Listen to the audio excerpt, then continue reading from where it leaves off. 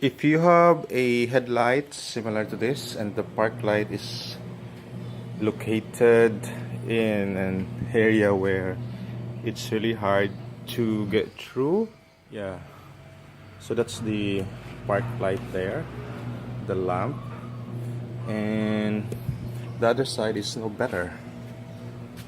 There, it's also similar. And to pull out this headlight, you have to remove the entire bumper of the car. So you have to remove this, you have to remove this, and it's really hard. So how do you replace the lamp, the bulb rather? Your hand, unless you're a child or a baby, wouldn't certainly fit.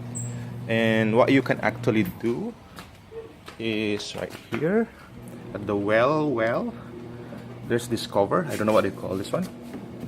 You can actually pull this like that and put your hand like this. Yeah, just be careful that that it's not sharp. So this one is not sharp, so it's okay. And yeah, I can pull it like so. There you go.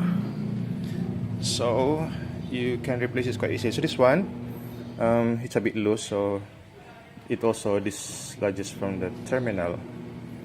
And I think I need to do something about it. And to put it back, just do the reverse.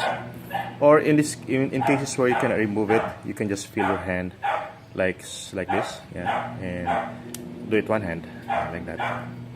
And yeah, you should be able to do it. That's what I did on the other side. So yeah, thank you guys. Hope this video has given you some idea on how to replace a park light if you have a car with a similar setup. Thank you and bye-bye. Yeah, I just had a thought. It also in the same situation for the turn signal. Yeah, turn light. So just do the same. Right. Bye-bye.